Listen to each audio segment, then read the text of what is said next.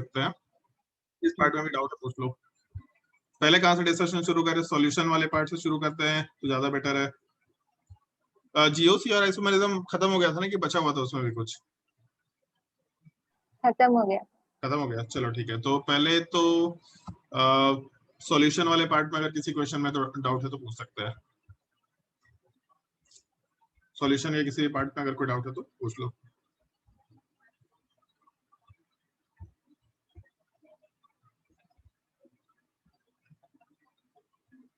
कोई डाउट नहीं है सॉल्यूशन में किसी को? सर हम आधा ही बनाए, वो थोड़ा दिक्कत हो रहा था, मतलब पढ़ना पड़ेगा उसको अच्छे से। पढ़ो पढ़ो, अच्छे से पढ़ो, ज्यादा उसमें लेट नहीं करने का है।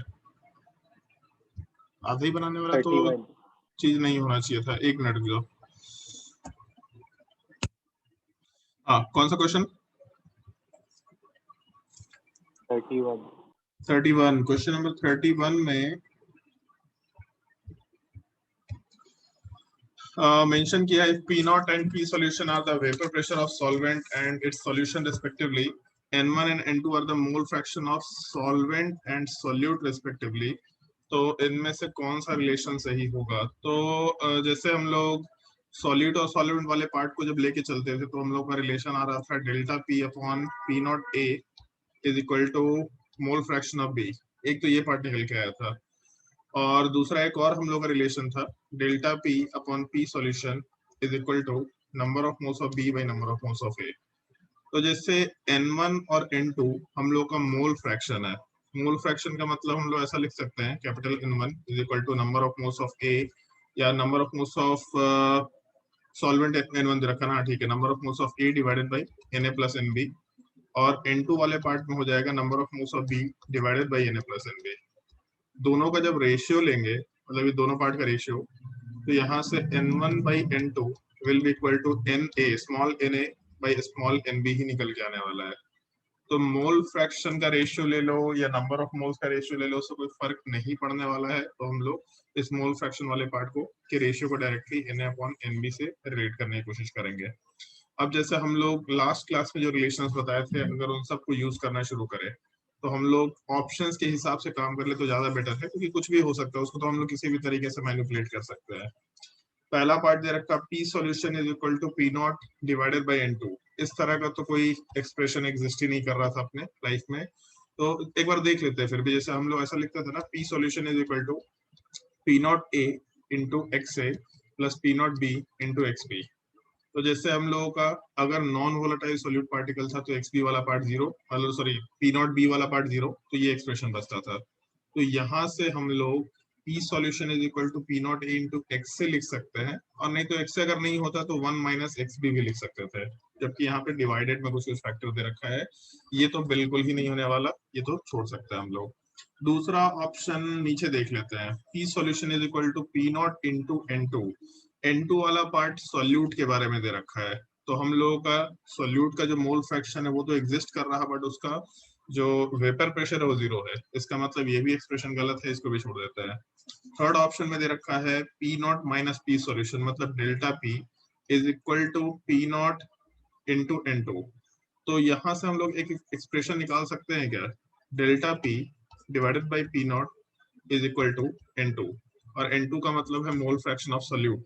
यही चीज हम लोग का relative lowering of vapour pressure का फॉर्मूला था, delta P upon P not T is equal to mole fraction of solute particle. तो ऑप्शन सी वाला पार्ट आंसर होना चाहिए।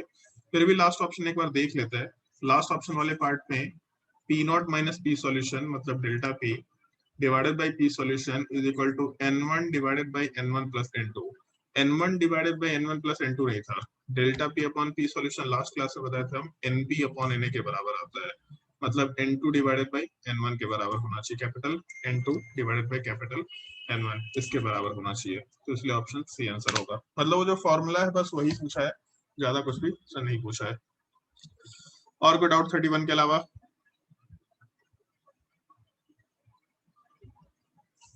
बताओ भाई, 31 के अलावा और कोई डाउट? कौन सा? 57 67 57 57 57 कौन है भाई 57? Elevation in boiling point was 0.52 when 6 gram of compound X was dissolved in 100 gram of water. 6 gram compound को 100 ग्राम वाटर में डिसॉल्व किए हम लोग, और हम लोग का जो एलिवेशन है बॉइलिंग पॉइंट वो 0.52 डिग्री सेल्सियस के बराबर है। तो उस केस में हम लोग जब कैलकुलेशन करेंगे तो delta TB is equal to KB into M, जहाँ पे एम वाला पार्ट मोलैलिटी था, और मोलैलिटी का फॉर्मूला होता है number of moles of solute by weight of solvent in kilogram. और यहाँ पे ना नंबर ऑफ मोल्स दे रखा ना किलोग्राम में वैल्यू दे रखा है, तो पहले तो नंबर ऑफ मोल्स वाला पार्ट कंसिडर कर सकते हैं। पूछा भी अपने पास मॉलिक्यूलर वेट है, तो आराम से हम लोग मोलैलिटी को total mass 6 gram divided by molar mass divided by mass of solvent in kilogram, तो 1000 से नीचे डिवाइड करो या ऊपर मल्टीप्लाई कर दो, ऐसा कंसिडर कर सकते हैं। और केबी का जो वैल्यू है नीचे दे रखा है, तो यहाँ के हिसाब से सोचा जा सकता है इसमें।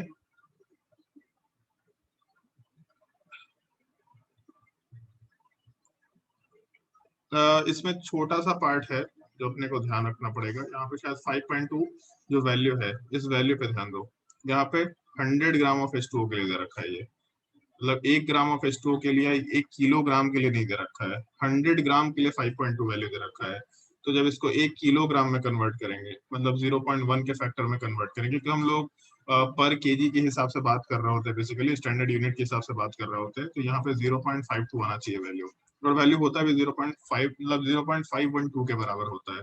तो इस यूनिट को थोड़ा देखना, इस यूनिट के हिसाब से अगर हम लोग सोचेंगे तो यहाँ पे 100 ग्राम के लिए H2O का जो मास है उसका वैल्यू इतना दे रखा, तो जब हम लोग 1 किलोग्राम के लिए कैलकुलेशन करेंगे तो 1 किलोग्राम वाले पार्ट का मतलब हम लोग 0.52 के बराबर यूनिट आराम से पुटअप कर सकते हैं। तो यहाँ पे जो केबी का वैल्यू होगा 0.52 के बराबर होगा, और वहां से हम लोग को आई का आंसर कैलकुलेट करना है। तो आई का आंसर डेल्टा टीबी 0.52 के बराबर दे रखा, 6 बाई एम इंटू 1000 बाई 100। तो कैलकुलेशन में 0.52 तो कैंसिल आउट होने वाला है, यहाँ से ये 10 टाइम्स कैंसिल आउट होने वाला है, तो बचेगा अपना वैल्यू 60 के बराबर। मोलर मास वाला पार्ट 60 होना चाहिए, ऑप्शन 20 हो सकता है। इस चीज का थोड़ा ध्यान रखना पड़ेगा, जो हम लोग का के का वैल्यू दे रखा उसमें यूनिट वाले पार्ट का थोड़ा ध्यान रखते हुए सवाल सॉल्व करना पड़ेगा। समझ आया? ऑप्शन 4 आंसर दिया। ऑप्शन 4, ऑप्शन 4 तो नहीं दिखाई दे रहा हमको किसी एंगल से, चलो देख लेते हैं। Elevation in boiling point was 0.52 when 6 gram of compound X was dissolved in 100 gram of water. ठीक है, delta TB is equal to KB into M. एक सेकंड रुक जाओ, यूनिट वाले पार्ट को मैं एक बार चेक कर लेते हैं, उसमें कोई गलती ना हो बस। Delta TB is equal to KB into M. Delta TB वाला पार्ट तो केल्विन के टर्म में चलेगा, और मोलैलिटी की अगर बात करें हम लोग तो केल्विन पर मोल इंटू केजी। नहीं, पक्का ऑप्शन 342 दिया है। Yes sir. 342 का कोई हिसाब किताब दिख रहा है क्या? हमको तो नहीं दिख रहा, मेरे हिसाब से तो 60 होना चाहिए। ज्योत्सना बनाइए सवाल, ये क्वेश्चन नंबर 57। सर मेरा भी 60 आ रहा था। 60 आ रहा था ना? हाँ ठीक है, 60 होना चाहिए, सो मेरे हिसाब से 60 होना चाहिए। चलो करेक्शन देख लेंगे एक बार हम। और कोई डाउट? बताओ जल्दी, 57 के अलावा और कोई doubt? Sir atomic structure. Atomic structure का हम बुकलेट डाउनलोड कर लेते हैं, 1 मिनट। एटॉमिक स्ट्रक्चर बना क्या है सब कि नहीं बनाया? Yes yes sir. सर। अच्छा, एटॉमिक स्ट्रक्चर बना करके आए हैं, सॉल्यूशन नहीं बना के क्या? 1 मिनट।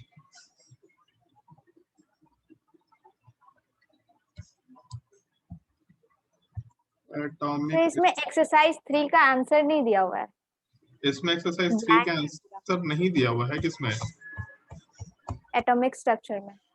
अच्छा, हो सकता है कि बुकलेट में कुछ एरर हो, चलो ठीक है देख लेंगे, बोल देंगे। 1 मिनट, बुकलेट अपलोड कर लेने दो।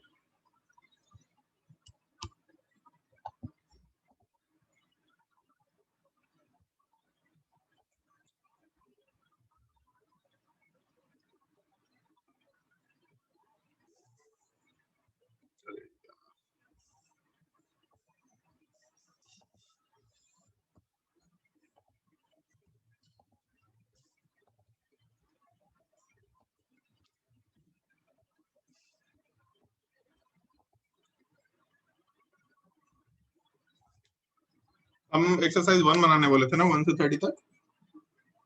यस सर, वो सब्जेक्टिव क्वेश्चन। ठीक है, सब्जेक्टिव तो खैर बहुत ही बेसिक क्वेश्चंस होगा, करके देख लो ताकि कुछ। ऑब्जेक्टिव हमारा करना था, हमको तो ऑब्जेक्टिव हम तो शायद ऑब्जेक्टिव का होमवर्क दिए थे, जहां तक हमको ध्यान है कि ऑब्जेक्टिव वाला पार्ट बनाना था। एक्सरसाइज 3 का आंसर, अच्छा वो यही तो एक्सरसाइज 3 शायद से। सर आंसर में हमको कुछ तो कुछ भी नहीं दिख रहा था, पूरा ब्लैक दिख रहा था। वो मतलब थोड़ा पता नहीं क्या प्रॉब्लम होता है, जैसे हम लोग जब फाइल को कहीं अपलोड करते हैं ना, तो एक्सेल वाला फाइल आने में कुछ कुछ एरर उसमें शो कर रहा होता है, पता नहीं एग्जैक्टली समझ नहीं आता, ये टेक्नोलॉजी वाला चीज नहीं मालूम पड़ता। कहीं कहीं पे इमेज फाइल है तो वो सब ठीक रहता है, खैर वो तो चलो सही करवा देंगे। एक्सरसाइज 1 मतलब सब्जेक्टिव का होमवर्क मिला था कि ऑब्जेक्टिव का होमवर्क मिला था? सर आप 1 ऑब्जेक्टिव। बोले थे बस, 1 बोले थे? ऑब्जेक्टिव ऑब्जेक्टिव नहीं बोले थे। अच्छा, हम नहीं बोले थे।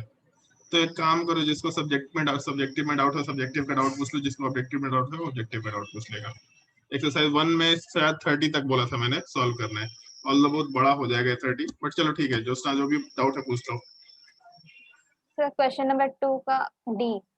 क्वेश्चन नंबर 2 का D, the energy level of hypothetical 1 electron atom are shown below. ठीक है, इसके डी ऑप्शन है, find the minimum energy that an electron will have after interacting with this atom in the ground state if the initial kinetic energy of the electron is 6 electron volt, और दूसरे वाले case में 11 electron volt. तो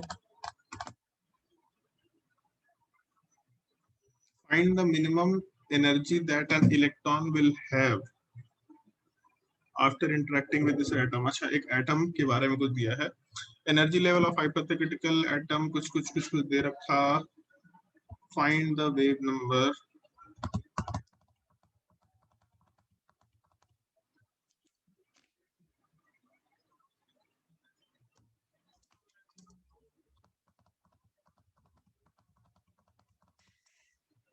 हाँ ठीक है, बन सकता है। जैसे एक चीज याद है, हम लोग जब ट्रांजिशन कराते थे तो ट्रांजिशन कराते वक्त लोअर से हायर एनर्जी वाले पार्ट में जितना जब मूव करते थे, तो जितने का एनर्जी गैप होता था उतने के बराबर एनर्जी अपने को रिक्वायर्ड होता था।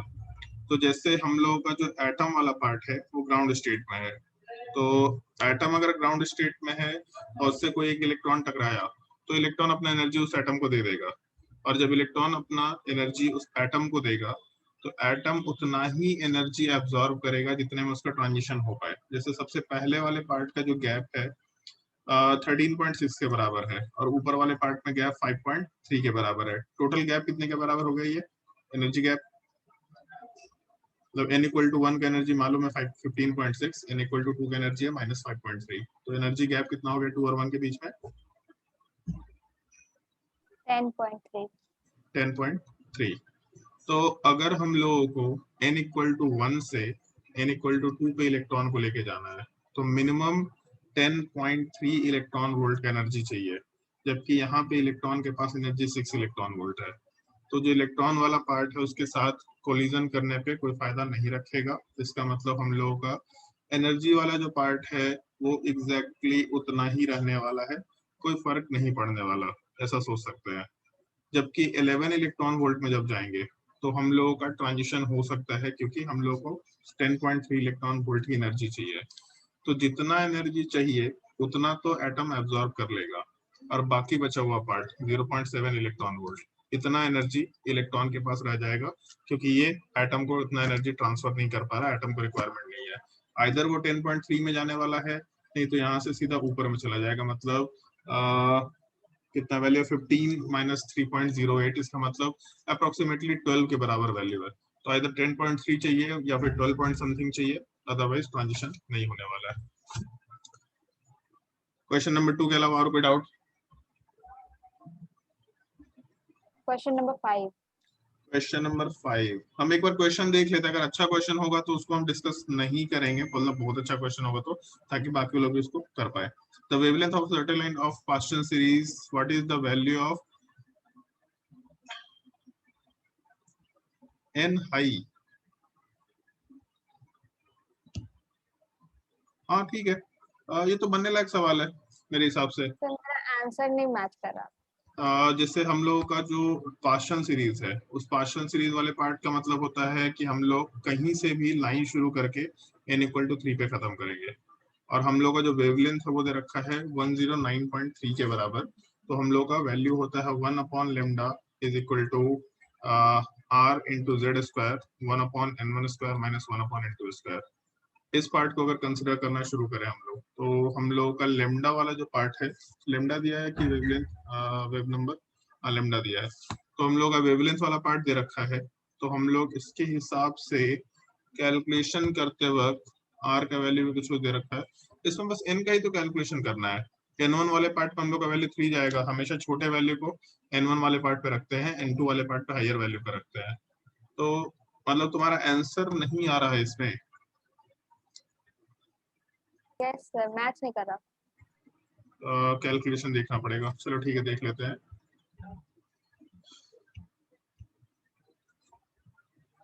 One 1093.6 into 10⁻9 is equal to R का वैल्यू लेने बोला है मीटर इनवर्स में, तो 10⁻7 दे रखा 1.0973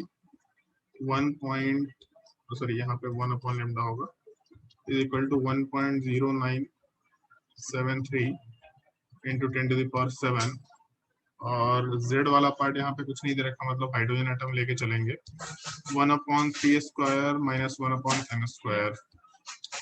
यहाँ से जब कैलकुलेशन करना शुरू करेंगे तो हम लोगों का जो वैल्यू है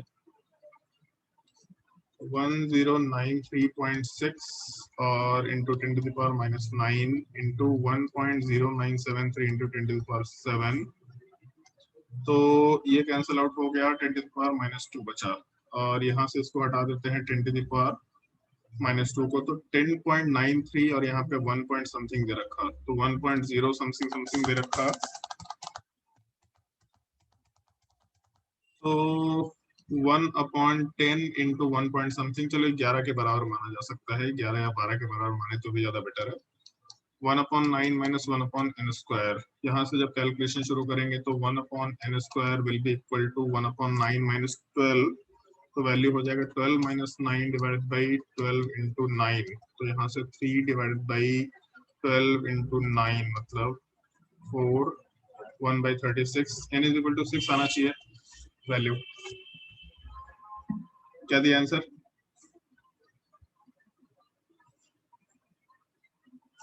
यही दिया है सर, तब हम कैलकुलेशन गलत कर रहे होंगे। कैलकुलेशन में अप्रोक्सीमेशन तो ले सकते हैं, बाकी लोगों को अप्रोक्सीमेशन समझ में आया जो हम किए?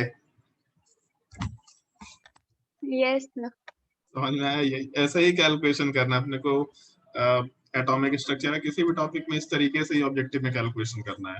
ये अपना जो आंसर है उसको, अब जैसे हम यहाँ पे जो एक वैल्यू हम ऐसे ही बस डिस्कस करना चाहते हैं, 10.93 इंटू 1.097 समथिंग है, इसको 11 भी मान सकते थे हम, बट हम इसको 12 मान लिए।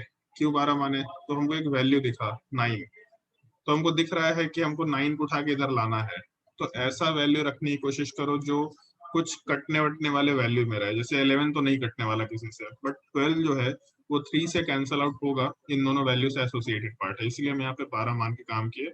मेरा आंसर बहुत ही आसानी से 6 के बराबर आ गया। तो कैलकुलेशन एक बार देख लेना जोत्स्ना, सवाल तो मेरे हिसाब से ठीक है।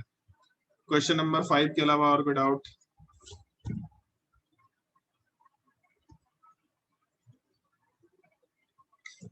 No sir. एक्सरसाइज 2 में बताते जाओ भाई डाउट।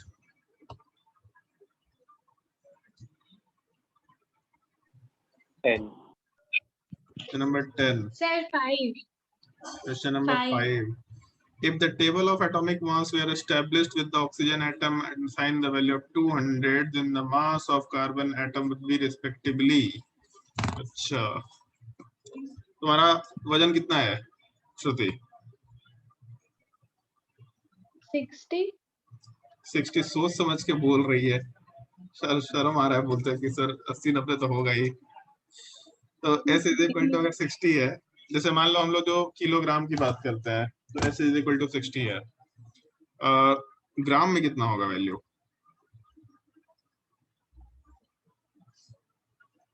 60,000।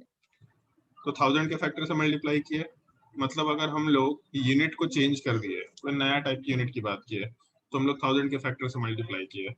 तो जैसे मान लो कि तान्या का जो वेट है मान लेते हैं 45 है, तो जो सिस्टम हम लोग फॉलो कर रहे थे वहां तो किलोग्राम किलोग्राम था, बट अगर हम लोग किलोग्राम से ग्राम में गए तो 1000 के फैक्टर से मल्टीप्लाई किए, तो तान्या के वेट के लिए भी हम लोग 1000 के फैक्टर से मल्टीप्लाई आराम से कर सकते हैं, ताकि हम लोग सिमिलर सिस्टम में आंसर निकाल पाए। तो हमको नहीं मालूम कि ऑक्सीजन का मास वाला पार्ट क्या था, हमको मालूम होता है कि 16 होता है, लेकिन बोला गया है कि ऑक्सीजन का मास किसी नए सिस्टम में, क्योंकि हम लोग का सारा कुछ रिलेटिव मास चल रहा है, ये एक छोटा सा सवाल होता है बेमोल कंसेप्ट में, पूरा सिस्टम रिलेटिव है, कार्बन के रिस्पेक्ट में बात करते हैं, रिलेटिव एटॉमिक मास, वहीं से जिंदगी शुरू होता है। तो अगर ऑक्सीजन का मास नए सिस्टम में 200 मान लिया गया, तो कितने फैक्टर का वेरिएशन है, तो दिख रहा है 200/16 का वेरिएशन चल रहा है, मतलब 16 होता है जितना हम लोग को मालूम है, बट किसी नए सिस्टम में 200 मान लिया गया है। तो कौन से फैक्टर का वेरिएशन है, तो 200/16 के फैक्टर से मल्टीप्लाई कर दिया। तो कार्बन का मास अगर 12 है, तो नए सिस्टम में कार्बन का मास कितना हो जाएगा, तो 12 × 200/16 ऐसा सोचा जा सकता है। 4 से डिवाइड करेंगे तो 3 आएगा, 4 आएगा, 50 आएगा, मतलब 150 होना चाहिए वैल्यू। ठीक है। Yes sir. Question number 9, the charge on the atom, एक सेकंड रुक जाओ, the charge on the atom containing 17 proton, 18 neutron and 18 electron, 10, which of the following statement concerning the two isotope are not incorrect? सवाल में are not sir incorrect यहाँ बोला, iso बार होगा। मतलब correct की ही बात कर रहा है। हो गया अच्छा, हो गया। क्वेश्चन नंबर 7 बोल रही थी ना? Yes sir. क्वेश्चन नंबर 7 तो अभी खैर फिजिक्स में पढ़ने वाले हैं आप लोग, क्योंकि फिजिक्स में तुम लोगों को मॉडर्न फिजिक्स जब पढ़ाया जाएगा तो वहां पे यही टॉपिक आता है। और स्पेसिफिक चार्ज का मतलब होता है चार्ज बाई मास रेशियो। इस चीज को हम लोग E/m रेशियो के नाम से ही जानते हैं। यह है फिजिक्स का टॉपिक, एक्चुअली फिजिक्स का टॉपिक है। केमिस्ट्री में हम लोग जानते हैं क्योंकि जो स्ट्रक्चर ऑफ एटम में एक्सपेरिमेंट्स होते हैं वो यहीं से शुरू होता है। अल्फा पार्टिकल का मतलब मालूम है श्रुति?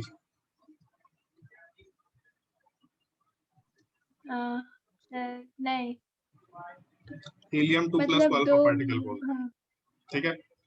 प्रोटॉन को अगर कंसिडर करें तो प्रोटॉन के केस में जो चार्ज होता है वो +E के बराबर, मतलब 1.6 × 10⁻⁻19 कूलम के बराबर, और इसका जो मास होता है 1 AMU होता है। इतना तो हम लोग को मालूम है, एक बार तुम लोग को बताए थे, AMU का मतलब बताए थे। और हम लोग का जो अल्फा पार्टिकल है इस केस में चार्ज 2 पॉजिटिव चार्ज है, मतलब +2E के बराबर होगा, एंड इसका जो मास होता है, हीलियम का मास नंबर 4 के बराबर होता है, 4 AMU। और बोला है रेशियो ऑफ स्पेसिफिक चार्ज, मतलब हम लोगों को रेशियो निकालना है स्पेसिफिक चार्ज का। तो पहले तो E/m रेशियो सोच लेते हैं। तो अगर हम लोग प्रोटॉन लेके चलेंगे और हीलियम लेके चलेंगे, तो प्रोटॉन में चार्ज E के बराबर था और मास 1 AMU था। हीलियम वाले पार्ट में चार्ज 2E के बराबर है एंड मास 4 AMU के बराबर है। तो हम लोग के कैलकुलेशन में E तो कैंसल आउट होगा, AMU कैंसल आउट होगा रेशियो में, यहाँ से 2 कैंसल आउट होगा, बचेगा 1:1/2, मतलब 2:1। बुझाया? क्वेश्चन नंबर 7 के अलावा और कोई डाउट तो बताओ।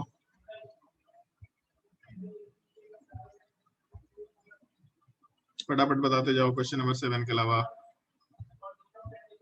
ये सब बहुत आसान टॉपिक है, अभी जस्ट फिजिक्स में आने वाला है तुम लोग, जस्ट अभी आने वाला है, अभी तुम लोगों को सब रिपीट हो जाएगा।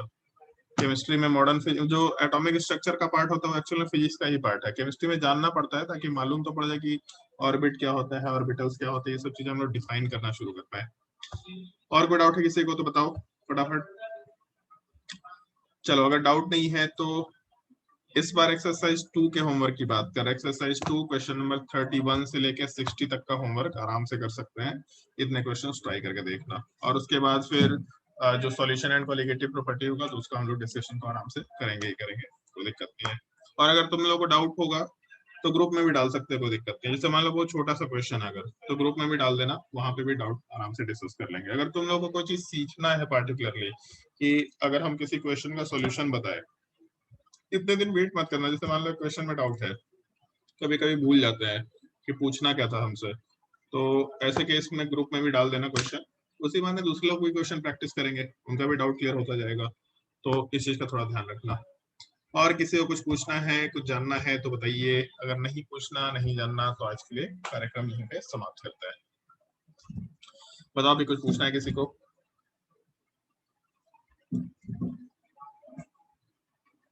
तो कुछ बोल ही नहीं रहा है जी। No sir.